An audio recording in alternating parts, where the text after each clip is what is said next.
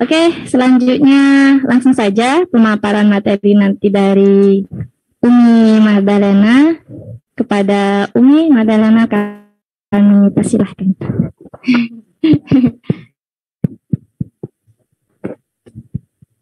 Halo, Assalamualaikum. Anak-anak ikut semua nih kayaknya. Terima kasih ya Bunda semuanya yang pada pagi hari ini sudah ikut meluangkan waktunya untuk bergabung di Zoom meeting kita di kelas yang sesi kedua ini ya Bunda. Jadi angka launtinya sama Umi udah dari pagi. Ada ya Bunda yang sudah ikut berulang kali. Gak apa-apa nanti supaya apa yang kita bahas tadi ilmunya berulang-ulang dan bisa lebih memahami ya. Senang sekali pada kesempatan hari ini bisa melaksanakan kegiatan Zoom bersama Ayah Bunda yang insya Allah kita sebentar lagi akan memulai di tahun ajaran yang baru ya. Jadi paling tidak ada sarana di kita untuk saling menyamakan dulu pendidikan yang akan kita laksanakan di tahun ajaran 2001-2002. Jadi ini merupakan kelas pertama buat orang tua di semester ini. Ayah Bunda sekalian, pada kesempatan ini Umi untuk mengingatkan kembali materi kita tentang open mind sekolah alam ya. Jadi walaupun ayah bundanya ada yang sudah anaknya sudah kelas 2, 3, 4, 5, 6, tetapi perlu diingat-ingat kembali supaya konsep sekolah alam ini begitu melekat dalam diri kita semuanya. Karena tanpa peran ayah bunda, tadi sudah kita katakan bahwa anak hebat itu adalah orang tua yang terlibat ya. Jadi Umi nggak bosan-bosan menyampaikan. Umi harapkan juga ayah bunda juga nggak pernah bosan ya walaupun sudah berulang kali tadi yang mendengarkan konsep tentang open mind sekolah alam ya. Jadi supaya kita sama apa sih yang menjadi visi misi sekolah alam bersama orang tua sehingga nanti akan sejalan konsep pendidikannya ya. Jadi kami ucapkan terima kasih sekali lagi kepada ayah bunda. Yang perlu kita pahami bersama di dalam konsep mendidik anak-anak itu tadi sudah kita katakan bahwa bukan sebatas kenapa anak kita perlu sekolah, ya. Kalau selama ini jawaban kita supaya pintar, kenapa anak kita les baca supaya bisa baca? Misalnya niat kita sebatas supaya pintar saja, supaya bisa belajar menulis dan berhitung saja, maka mulai hari ini kita harus menyamakan dulu tujuan pendidikan kita itu harus sejalan dengan tujuan penciptaan Allah terhadap diri manusia ya. Jadi tujuan penciptaan Allah terhadap diri kita terhadap manusia itu tidak lain ya bahwa Allah ciptakan manusia wa ma khalaqtul jinna wal insan illa liya'budun. Tidak aku ciptakan jin dan manusia kecuali untuk beribadah kepadaku.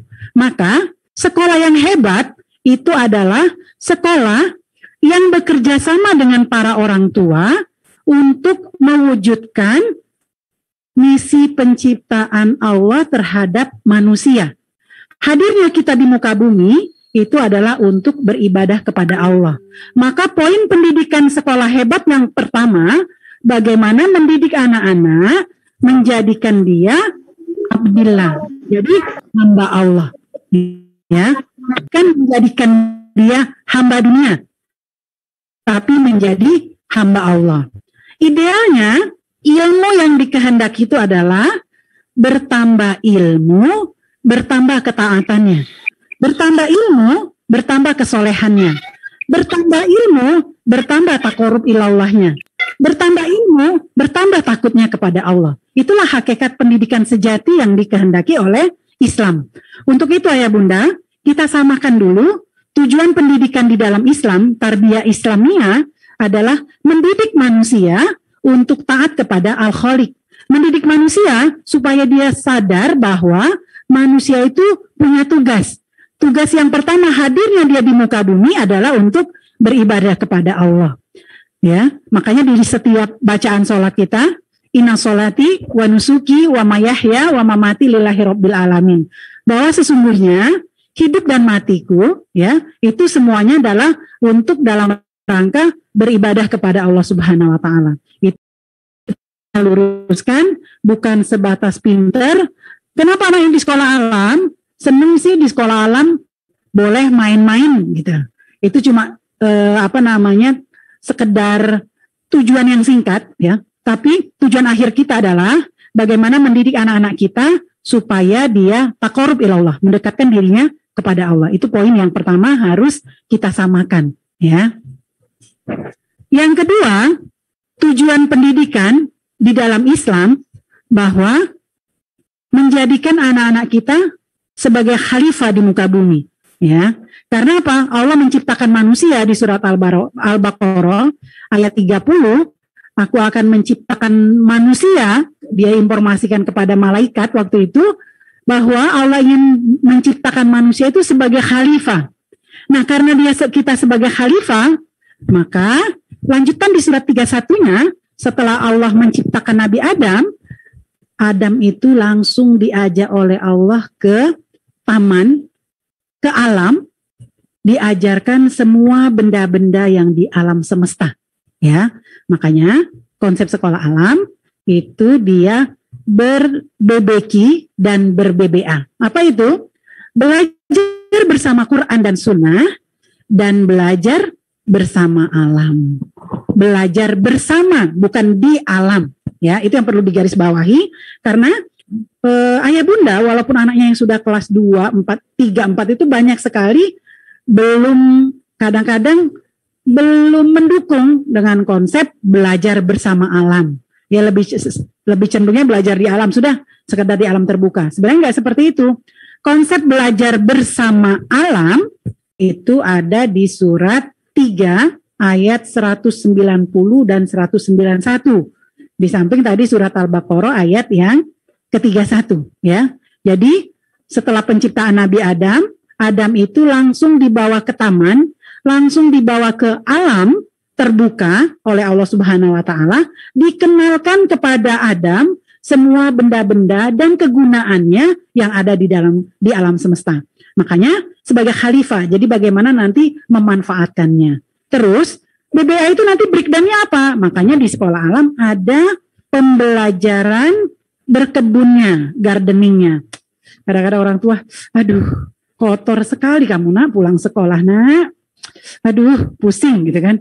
Nah inilah yang menyebabkan kadang-kadang belum sejalan dengan konsep pendidikan yang dikehendaki di sekolah alam. Jadi ayah bunda perlu kita samakan bersama. Kalaupun nanti belum ada titik temunya, kita cari, kita diskusi, kita sharing. Gimana caranya kegiatan kita dengan open mind sekolah alam? Yang pertama kita memahami tujuan pendidikan, ya. Tujuan pendidikan itu tadi ada 2. Yang pertama menjadikan abdillah, hamba Allah, tugasnya untuk beribadah kepada Allah. Yang kedua, tugasnya sebagai khalifah, ya. Itu yang harus dipahami oleh ayah bunda semuanya. Sampai di sini, ayah bunda memahami apa yang Umi maksudkan? Silakan ayah bunda, suaranya. Paham. Kok pahamnya kecil? Lanjut Angkel. Terima kasih. Lanjut Angkel. Slide yang berikutnya.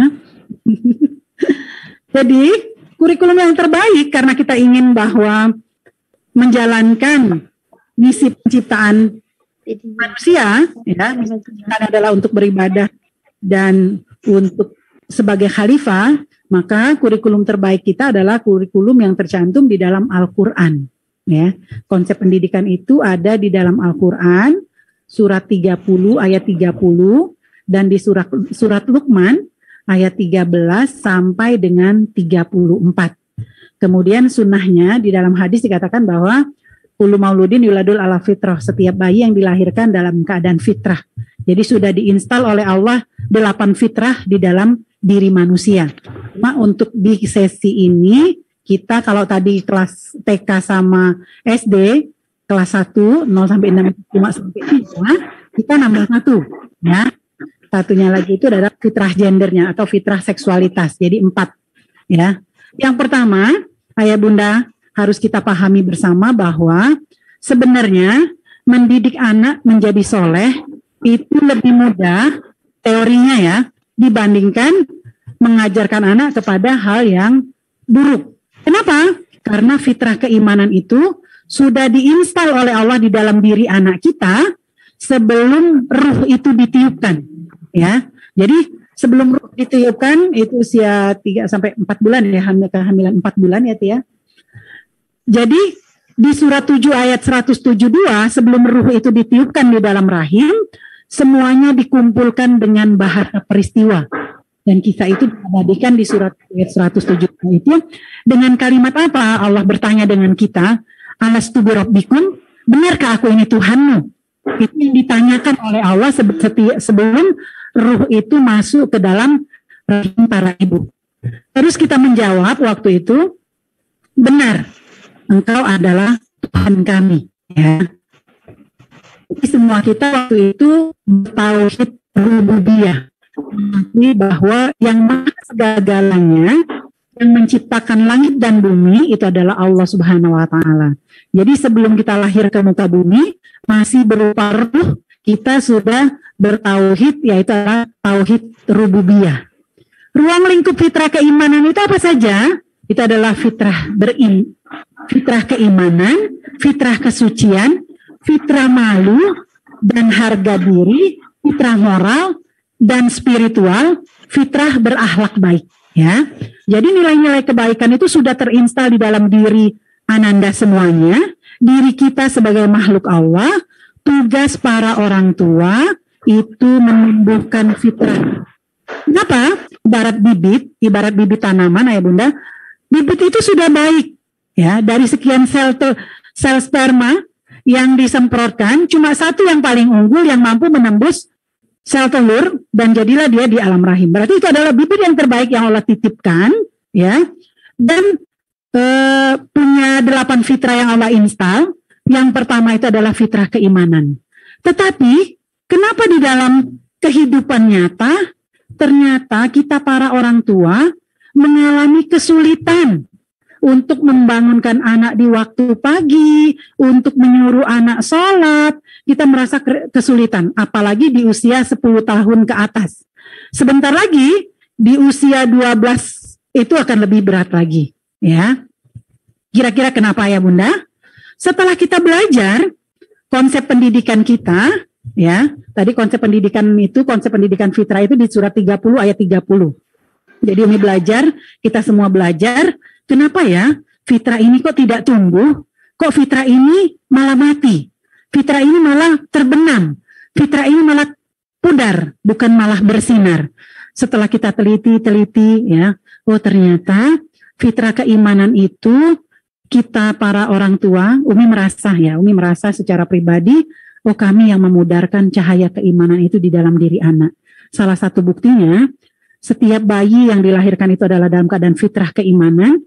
Biasanya Allah sangat cinta dengan dengan manusia yang sujud di sepertiga malam. Berarti bangunnya itu di jam-jam 3 dan jam 4. Nah, bayi-bayi yang baru dilahirkan itu fitrahnya masih terjaga.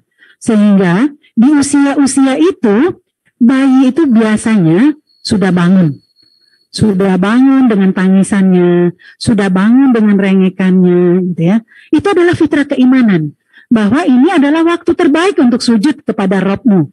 Ini adalah waktu terbaik karena itu waktu fitrah saat dia lahir masih terjaga dan dia bangunkan orang tuanya. Tapi ternyata kita para orang tua, para ibu-ibu terganggu dengan tangisan bayi di sepertiga malam. Sehingga kita waktu itu akan melakukan, apa yang akan kita lakukan ayah bunda? Terutama para ibu, akan mengusungnya kembali, ya, supaya anak-anak kita tertidur, ya. Kita berusaha payah, cukup, langsung kita kasih mimi, dan anak kita tertidur kembali dengan pulas.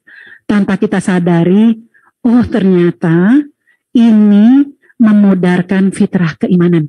Jadi waktu dia baru lahir terjaga untuk sujud di sepertiga malam supaya anak kita biasa bangun pagi, ya bangun sebelum fajar. Ternyata kita mematikan fitrah itu tanpa kita sadari. Ini merasa benar tanpa disadari. Kita maunya biasanya waktu pagi itu sibuk banyak urusan. Jadi yang terbaik buat kita supaya tidak terganggu, anak kita harus tidur.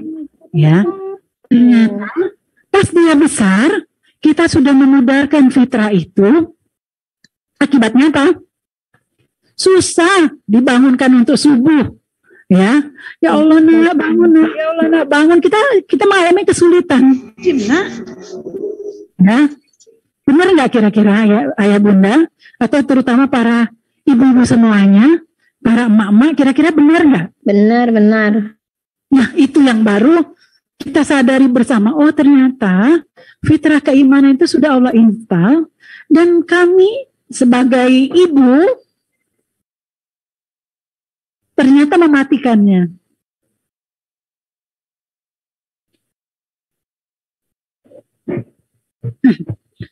Begitu juga dengan fitrah kesucian.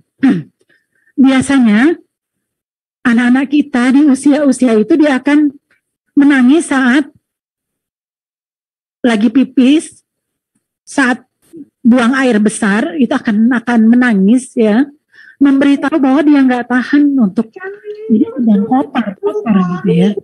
Kita merasa sibuk ayah bunda, kita merasa terganggu dengan pipitnya, sehingga kita lebih nyaman kalau anak-anak kita gunakan pampers ya. Bukan berarti nggak boleh, tapi ternyata kalau keterusan tergerus ya, sehingga ada anak-anak yang sudah siap untuk sekolah tapi masih ya. Ini kesulitan tanpa kita sadari. Fitrah kesucian itu kita Pak Ibu sudah memudarkannya. Kenapa? Karena 0 sampai 2 tahun itu pelekatannya adalah dengan ibu ya. Jadi itu adalah tanggung jawab ibu waktu mendidik masalah di usia 0 sampai 2, fitrah keimanannya, fitrah kesuciannya, terus fitrah dia berakhlak baik, karena bayi itu sudah bisa merasakan ya. Kita coba aja kalau mau melakukan riset, bayi yang adiknya kasih makan ya, bayi yang melihat wajah ibunya, menerima kehadirannya, itu akan tersenyum manis ya, akan bahagia sekali.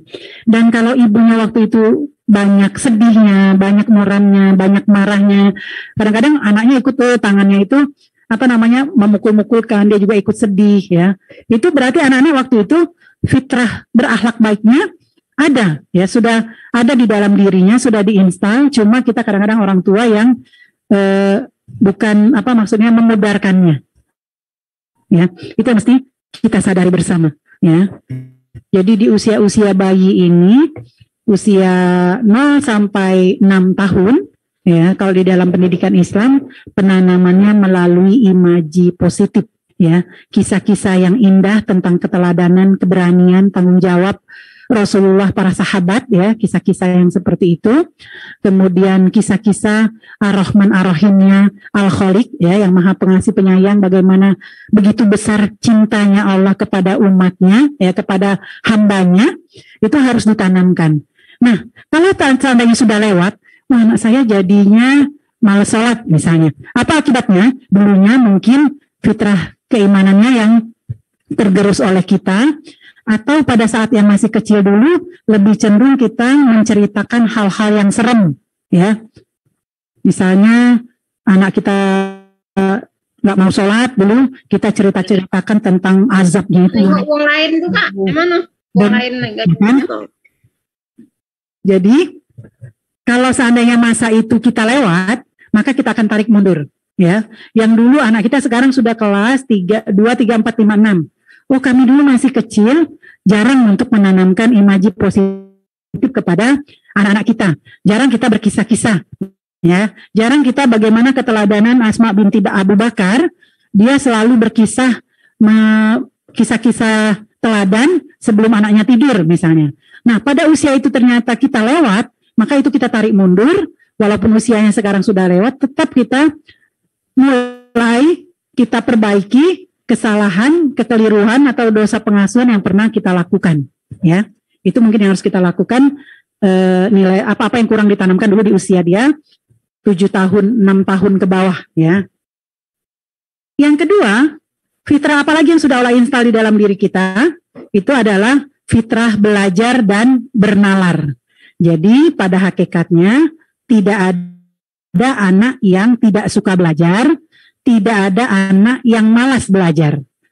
Tapi pas kenyataan, kenapa anak kita malas belajar? Karena ternyata fitrah belajarnya kita yang mematikan. Buktinya apa? Jadi setiap anak itu adalah pembelajar yang tangguh, pembelajar yang hebat, pembelajar sejati, itu terlihat dari dia baru lahir. Baru lahir tanpa diajarkan oleh orang tua, seorang bayi sudah bisa mencari puting susu ibunya untuk dia bisa bertahan hidup. Dia bisa mimi, gak ada sekolahnya, dia bisa tahu sendiri.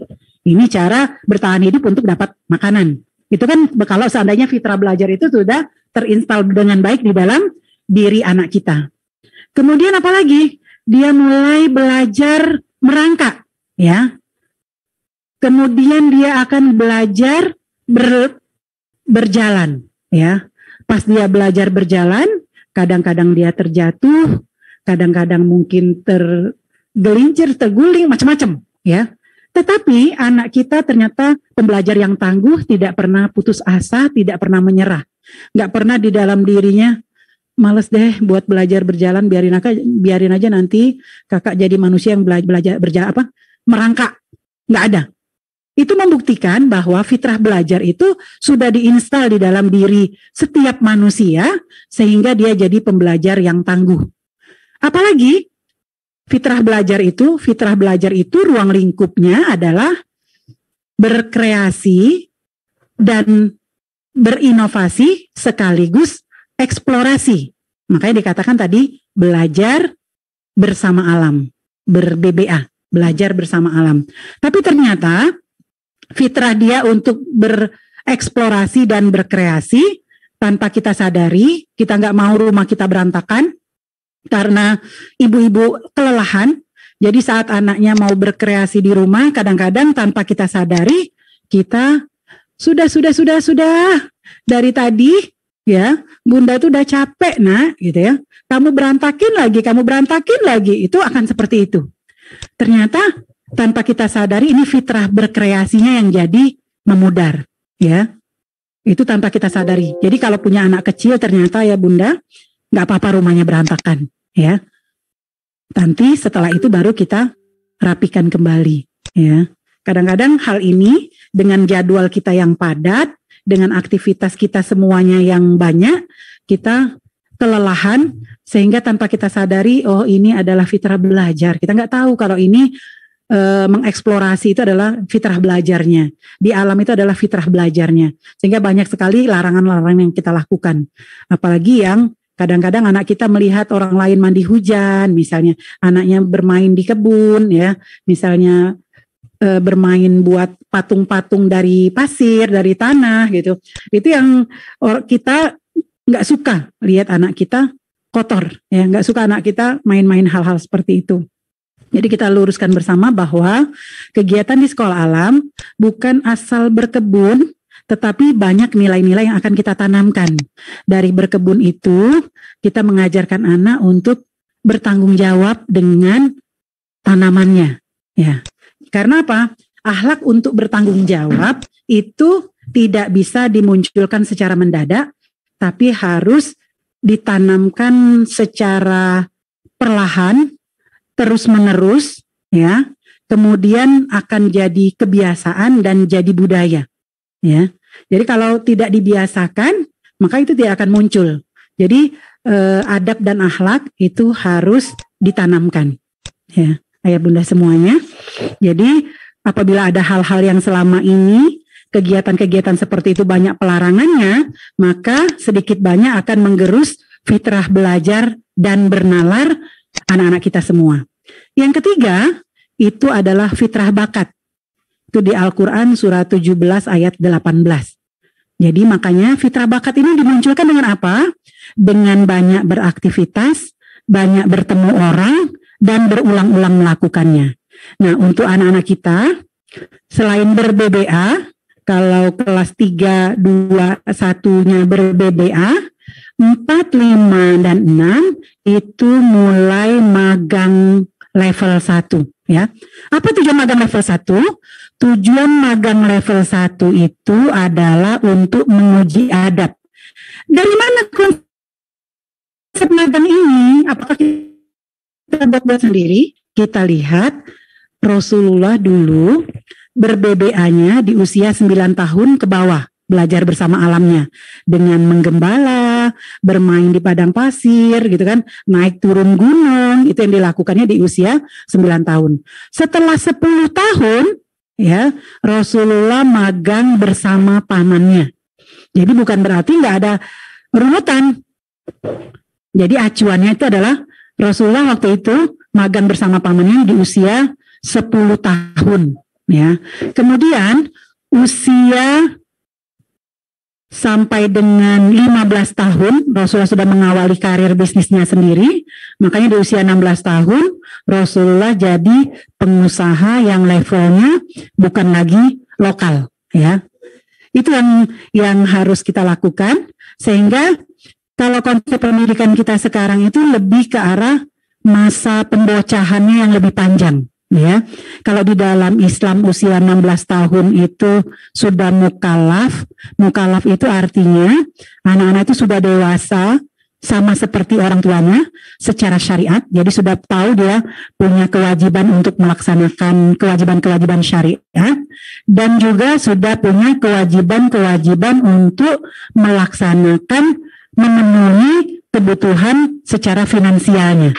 Ya, itu di dalam Al-Qur'annya di usia 16 tahun. Tapi sampai sekarang, kadang-kadang kita masih, kalau saya merasa bahwa usia kuliah, ya mahasiswa, ya nanti masih kita dibiayai, itu masa pembocahan yang panjang, padahal waktu itu usianya sudah akil balik. Ya, kalau menurut konsep Islam, kalau merunut kepada perjalanan Rasul, ya, 16 tahun. Nah nanti fitrah bakat ini akan muncul dengan banyak beraktivitas, banyak bertemu orang, dan berulang-ulang. Kami mohon nanti ayah bunda saat anak-anak sudah mulai kegiatan magang level 1, kami pengen support dari orang tua, dukungan dari orang tua, supaya kegiatan kita nanti bisa berjalan dengan baik. Ini kan baru open mind. Nanti kegiatan jadwal-jadwalnya itu akan lebih detail lagi, akan disampaikan oleh wali kelasnya pada sesi yang lain, ya. Jadi fitrah bakat itu akan muncul dengan aktivitas magang, ya, bertemu banyak orang, melihat konsep kehidupan dunia nyata, bagaimana alam ini bekerja. Itu akan dilakukan pada anak-anak di usia 7 sampai 10 tahun untuk magang level 1. Tujuan magang level 1 itu supaya anak-anak menguji adabnya. Saat dia bertamu, bisakah dia mengetahui tata cara adab bertamu yang baik? Saat disodorin makanan oleh tuan rumah, dia bersama-sama, apakah anak kita tahu teratur misalnya, oh makanlah dengan makanan yang ada di dekat, apakah dia berebutan atau kan dia habisin semua, itu dalam rangka untuk menguji adabnya. Terus mampukah anak kita berkomunikasi dengan baik ya nantinya di saat kegiatan magang dengan orang yang lebih tua, dengan yang sebaya, itu akan teruji saat anak-anak kita di kegiatan magang level 1. Kemudian apalagi yang akan didapatkan pada kegiatan aktivitas magang level 1 selain menguji adab, dia akan mendapatkan spirit dari yang punya usaha, karena biasanya magang level 1 itu adalah magang rumahan, bisa jadi juga home visit karena orang tua punya usaha, ya misalnya ada wali siswa kita yang punya usaha, jadi kita home visit ke rumahnya, jadi sekaligus melihat, kemudian orang tua berkisah bagaimana prosesnya sampai menjadi usahanya yang sukses. Biasanya tidak ada orang yang sukses tanpa ada kerja keras. Itu perlu didapat oleh anak. Jangan sampai anak kita merasa masih muda, hura-hura misalnya, ya kan? Tua kaya raya, mati masuk surga. Itu kan banyak anak-anak muda sekarang, ya ngapain susah, ya kan? Jadi anak-anak milenial itu karakternya mager, baperan, nggak mau bekerja keras gitu, yang mudah-mudah aja gitu. Itu sementara tantangan hidup ke depan itu akan lebih besar, lebih berat yang akan dihadapi. Maka perlu kita lakukan magang. Jadi konsep pendidikan yang ada di dalam Al-Quran dan Sunnah itu tidak akan pernah berubah, walaupun zaman berubah. Tinggal konteksnya aja yang harus kita sesuaikan dengan zamannya. Tapi kalau Al-Quran dan As-Sunnah sampai hari kiamat nanti itu tidak akan berubah, ya. Jadi konsep itu sudah Allah install, Allah berikan, ini loh panduannya, supaya kita bisa mendidik anak ini menjadi khalifah Allah di muka bumi, supaya dia nanti bisa memikul peran peradaban yang akan dia laksanakan.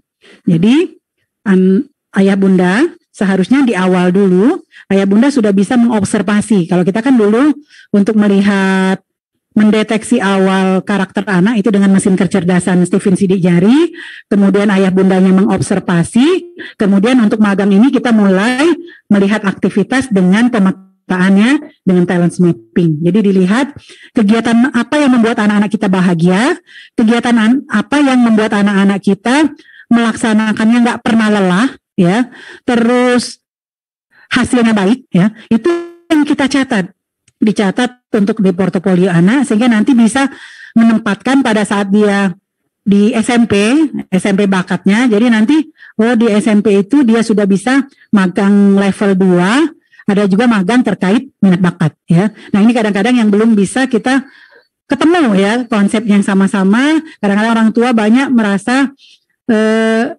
repot kalau sana ada kegiatan yang sifatnya magang. Ada juga orang tua yang kurang mendukung dengan aktivitas magang, misalnya, atau lagi kegiatan yang edu trip gitu, ya, untuk anak-anak berlatih, beraktivitas, bertemu banyak orang, ya. Itu yang seharusnya dibutuhkan untuk menumbuhkan kegiatan fitrah bakatnya.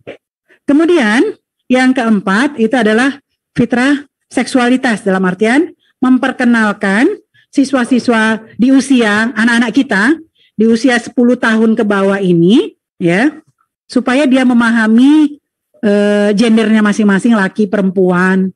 Nanti dia akan seperti ini kalau yang perempuan, kalau laki-laki akan seperti ini. Jadi persiapan dia untuk akil balik. Kalau kita terlambat memperkenalkannya, maka dia akan mencari tahu sendiri dengan googling, ya. Makanya kadang-kadang ada anak usia yang 10 tahun banyak permasalahan-permasalahan yang terjadi karena kita tidak menjelaskan masalah fitrah seksualitas, memperkenalkan gendernya, terus menceritakan hal-hal yang terkait apa yang akan dialami seorang wanita, apa yang akan dialami oleh seorang laki-laki pada saat nanti dia akil balik, ya.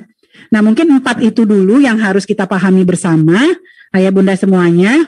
Nanti yang diharapkan, Uncle ganti Uncle, list berikutnya kegiatan yang harus dilaksanakan, ya. Jadi ntar Uncle, nanti yang sign projectnya, yang itu kelas orang tua diharapkan semester ini itu akan rutin secara berkala kita lakukan di setiap bulannya. Tujuannya adalah untuk menyelaraskan konsep pendidikan di sekolah dan di rumah.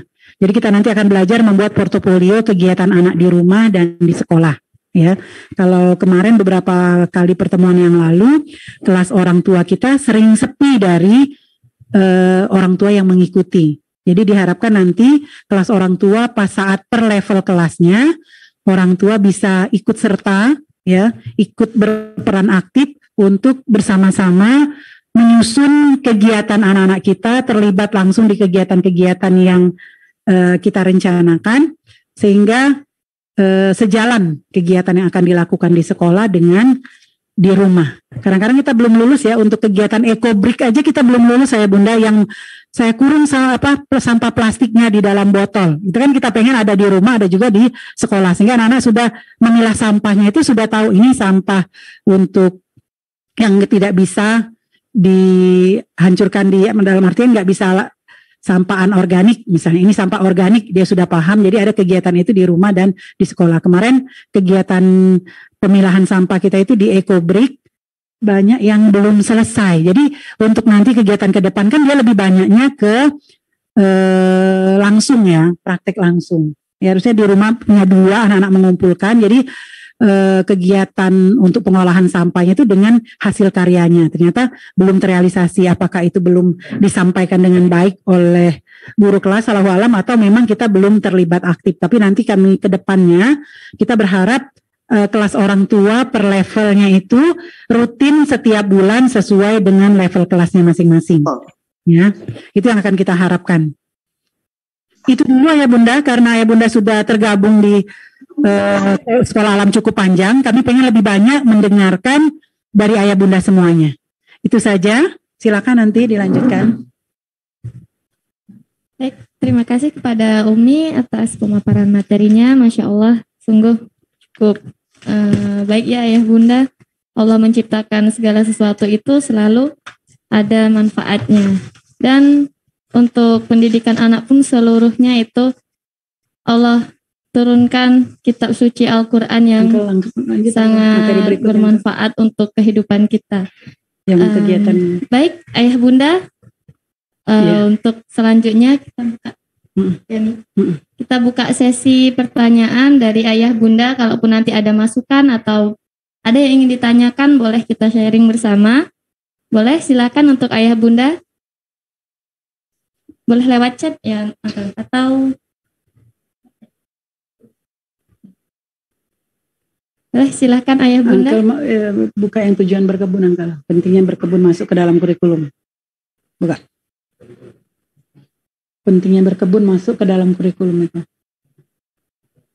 Sebelum kita lanjut ke materi selanjutnya ya ayah Bunda, kalau ada yang ingin bertanya ataupun ingin memberikan tanggapan, sharing tentang Ananda, pentingnya berkebun masuk boleh, ke dalam silakan. kurikulum. Oke, pertanyaan dari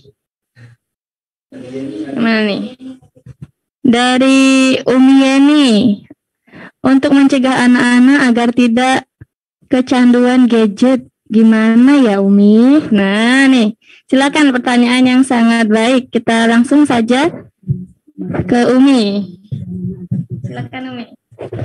Terima kasih pertanyaan dari Uminya Kakak Habib. Ya.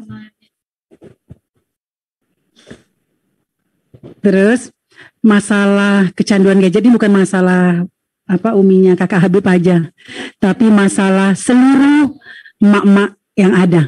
Ya, kenapa? Karena memang sekarang anak-anak kita permasalahannya itu, ya, permasalahan semua. Jadi teknologi yang ada sekarang, misalnya pas HP seperti pisau bermata dua. Satu sisi dia harus paham kegunaannya, satu sisi ternyata anak kita belum bisa mengatur, ya, mengatur kapan saat dia penggunaannya. Kenapa? Seharusnya self regulation itu di usia 7 sampai 10. Sama dengan dia merasa waktunya sholat. Kami juga merasa, ya Allah ini kesalahan kita di mana ya, gitu kan, lossnya gimana ya. Mungkin kita belum menceritakan kepada anak-anak, belum mendampingi manfaatnya. Kadang-kadang di usia bayi, kalau dulu kan orang tua kita tidur, makanya kami kadang-kadang katakan generasi baik waktu itu, berarti generasi terbaik itu tuh angkatan 70-an 80-an itu orang tua kita dulu waktu menidurkan anaknya, memberi mimi anaknya itu sambil dibelai, kadang-kadang sambil sholawatan, ya. Kemudian kadang-kadang juga sambil membacakan ayat-ayat Al-Quran. Paling kecil itu kami sering kadang-kadang sholawat. Dan sambil di dalam hatinya dia berharap sambil bilang, ya Allah nak sehat. Macam-macam itu harapan orang tua kita waktu dulu menidurkan kita. Sekarang, ibu-ibu muda sekarang saat mimiin anak, kira-kira ya Bunda, saat kita emak-emak saat kita nidurin anak, yang kita pegang apalah kira-kira? HP kan? Iya kan? Yang kita pegang, kadang-kadang kita sambil teleponan, kadang-kadang kita lagi balas WA, kadang-kadang kita buka, macam-macam yang kita pegang. Jadi pas terbuka matanya yang dilihat oleh anak kita waktu itu kesibukan orang tuanya pegang HP. Ya kan? Ya enggak kira-kira? Kalau Umi iya, karena Umi merasa gitu. Mana caranya? Coba dulu iya apa enggak? Enggak lanjut kalau enggak.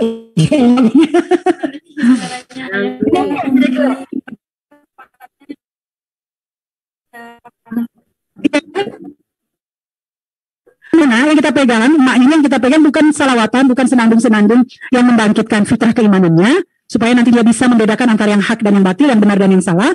Tapi sibuk kita, satu tangan ini anak, satu tangan yang lagi kita pegang HP, entah ngoceh sama siapa, entah lagi buka apa, atau lagi buka barang-barang, Shopee, itu yang kita lakukan.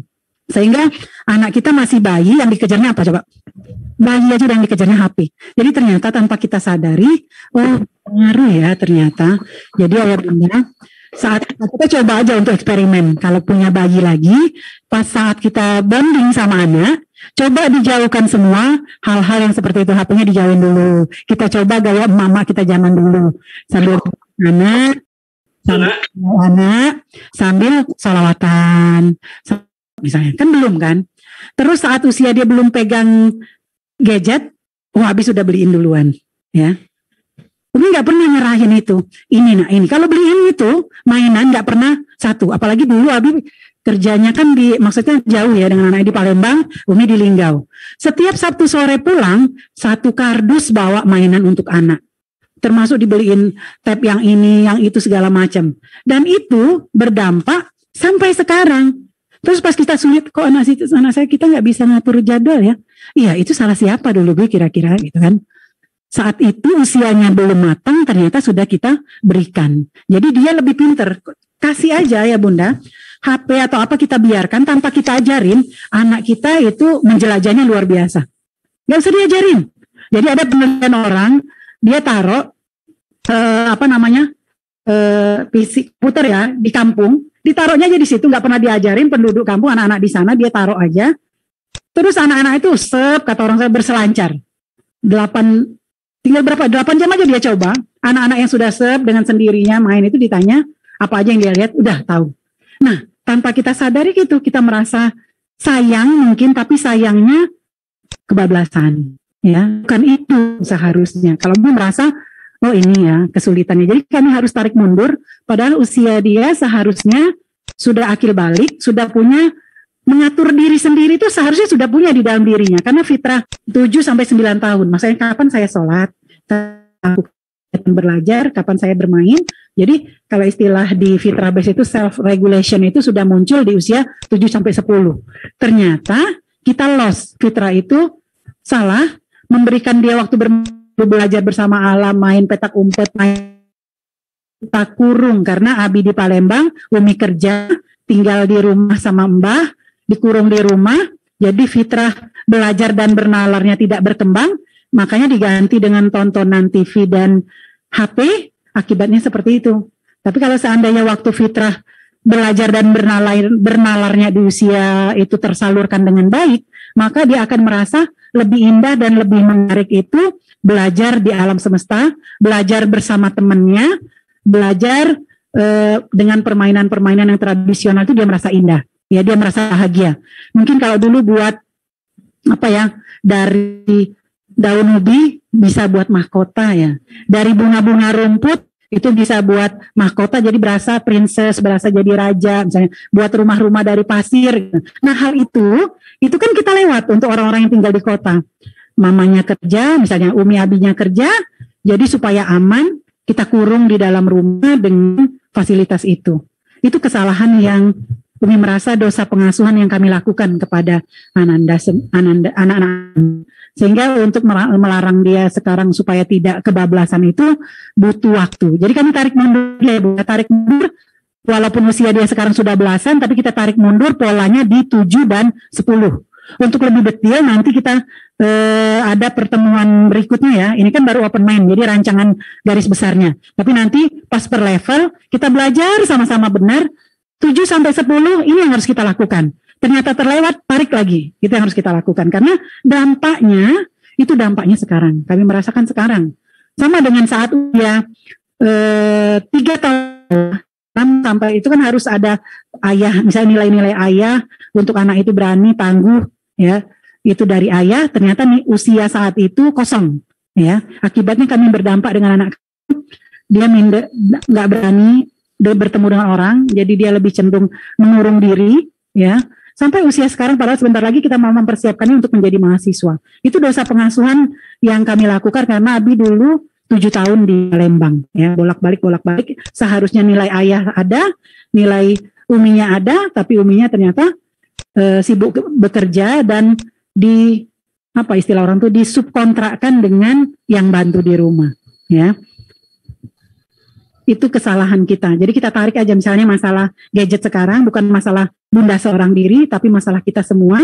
Kita atur jadwalnya sambil kita ajak ngobrol. Kalau usianya sudah dewasa, nggak perlu ngamuk-ngamuk marah, tapi diajak berpikir, diajak ngobrol, diajak melihat ini dampak-dampaknya gitu. Ini nanti yang seharusnya kamu usia sekarang, ya butuh sabar. Karena luka pengasuhan ini nggak bisa disembuhkan 1 atau 2 hari.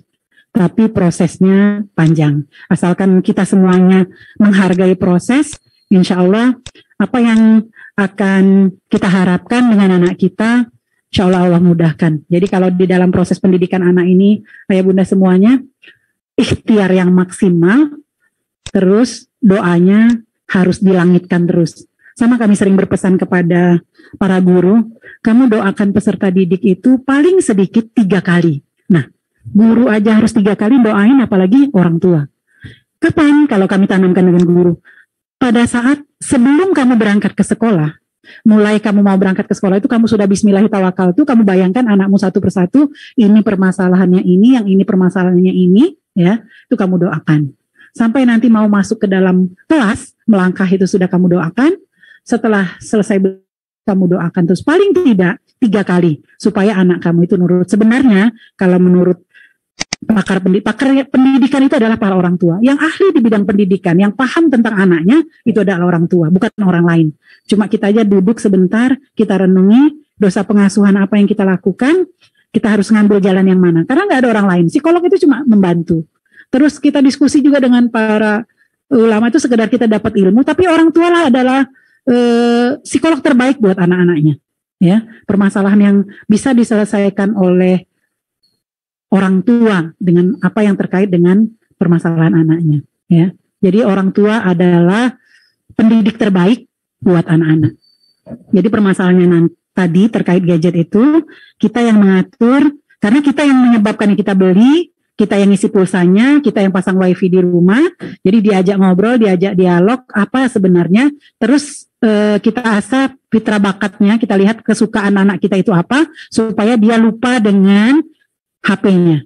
Ya, kegiatan-kegiatan yang asiknya apa. Kami sampai sekarang juga merasa belum, ayo bang, misalnya, ayo kakak sukanya apa, yuk kita belajar sama maestronya. Kakak suka IT, ayo Umi antarkan ke sana, gitu kan. Itu belum membuahkan hasil, tapi terus dilakukan. Itu ayah bunda. Silakan kalau ada yang lain mau menambahkan.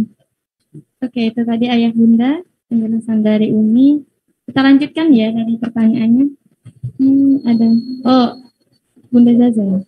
Ini ekobrik di rumah sudah banyak. Oke, keren. Minta materinya Amti. Baik, materi bisa di-share ya kalian? Nanti yang lengkap sempurna dibagi ya. Oh, terusin lagi. Lanjut. Ini nggak terbaca itu. Jika anaknya tidak barang baru. Apa itu?